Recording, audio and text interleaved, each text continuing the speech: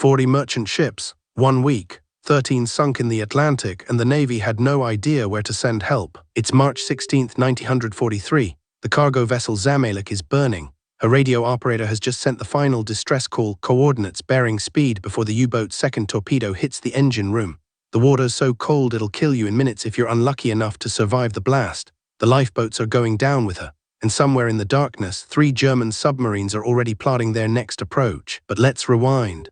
Convoy HX 229 left New York on March 8. 63 ships carrying 285,000 tons of cargo. Grain, steel, ammunition, oil, everything Britain needed to survive the war. The convoy commander had 42 days' experience commanding convoys. That's what the Admiralty could spare. He made a choice that morning: maintain course, maintain speed, stick to the route, follow protocol. The Royal Navy knew U-boats were in the Atlantic. They always were.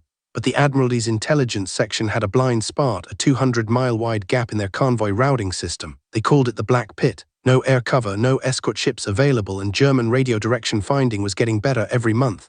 The math was brutal: send the convoy through anyway or delay it. Delay meant weeks of supply shortage in Britain. The decision was made. On March 15th, the first U-boat made contact, U-603. The captain, Hans Lederer, radioed headquarters with the convoy's position. Within hours, 5 more submarines converged. This wasn't luck. This was a coordinated wolf pack unterseeboots hunting information, each captain knowing exactly where his prey was heading because the others kept feeding him information. The convoy escort, 5 destroyers and 2 corvettes, was spread across a 12-mile perimeter. When the first attack came at midnight, they had seconds to react. The U-boats didn't surface. They didn't need to. They fired from below, targeting the largest ships first.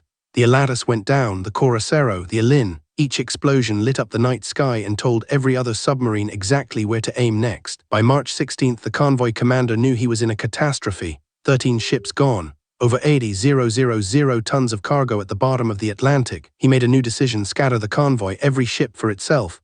Break formation, change course, run for the nearest port. It was a gamble. Dispersed ships are easier to hunt, but staying together meant more targets in one place. The U-boats continued the hunt for 3 more days. They sank the British Consul, the Iroquois, the Athlone. Each kill was documented in the German Navy's war diary. Each captain filed his report, each tonnage counted, each merchant sailor counted as a casualty. By March 19th, when the last U-boat broke off, HX 229 had lost 22 ships total. Not 13, 22. The Admiralty's response came too late. By the time additional escorts arrived, the wolf pack had dispersed. The convoy commander was relieved of duty, not for his decisions, but because the Navy needed someone to answer for the losses. The real issue, the intelligence failure, the routing through the Black Pit, the shortage of escorts, those were systemic. Impossible to court-martial a system. What changed HX 229 into history wasn't the tonnage lost, it was what it proved. The U-boats had won decisively in their own backyard.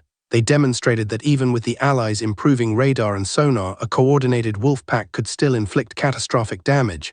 The German Navy celebrated. Hitler ordered more U-boats built. Berlin believed they could still strangle Britain's supply lines. But the Admiralty learned something too. HX 229 was the last major convoy battle Britain would lose so decisively. Within weeks, they redesigned escort formations, deployed more destroyers, and coordinated with American aircraft to shrink the Black Pit.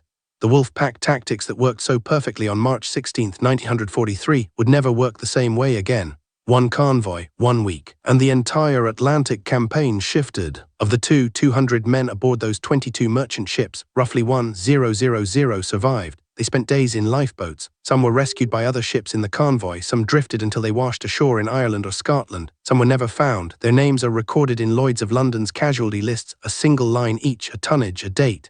The ships are gone. The men who made the decisions that week are long dead. But the mathematics of their choices remain perfectly clear. HX 229 was never a ghost ship. It was never lost or mysterious. It was a calculated loss, a known risk taken in broad daylight by men with incomplete information and no better options. That's what makes it haunt the historical record, not because it vanished, because we know exactly why it was sunk, by whom, and what it cost.